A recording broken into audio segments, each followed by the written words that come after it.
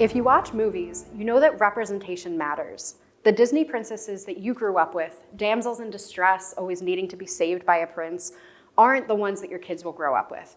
Changes like that happen because of media criticism and feminist film theorists who coin terms like the male gaze that examines how women are frequently sexualized and objectified in film and TV. My research looks at the psychiatric gaze, which examines how people with mental illness are represented in contemporary narrative film. Have you ever seen a movie where it turns out that the main character was crazy the whole time? Characters that they met maybe never really existed, they were hallucinations, or entire scenes never really happened. You were probably shocked, maybe even annoyed that you managed to get duped by this movie, right? The next time you watched it or showed it to somebody else, this time is different. You're looking for clues or symptoms so that you can diagnose the character before the plot twist happens, so you're kind of in that position of the doctor. This trope actually goes all the way back to 1920 with the first ever horror film, Cabinet of Dr. Caligari, and I argue that it's one of the examples of the psychiatric gaze. Let's switch gears.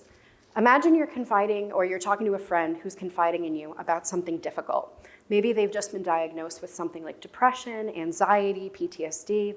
Hopefully, you wouldn't react with that same shock. You wouldn't start going through everything they've ever told you, their experiences, to try to figure out how you could have believed somebody who was really crazy the whole time. Hopefully, you would respond with empathy. My research argues that the vast majority of films that represent mental illness do so at the cost of the characters that have mental illness, and therefore the audiences who might see themselves represented on screen.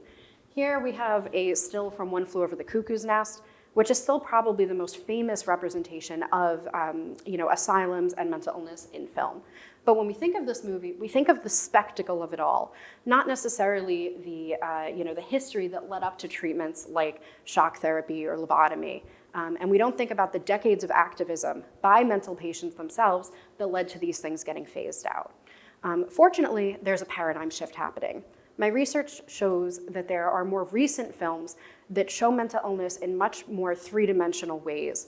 So characters that might deal with hallucinations or psychosis, we're sticking with them the whole time. We're staying aligned with their experience. We're offering them humanity. And these types of films tend to be made by women who have experience with mental illness themselves. Ultimately, I argue that when we have more marginalized and diverse voices behind the camera and in the writer's room, the representations that we get on screen are more just and more equitable. Thank you.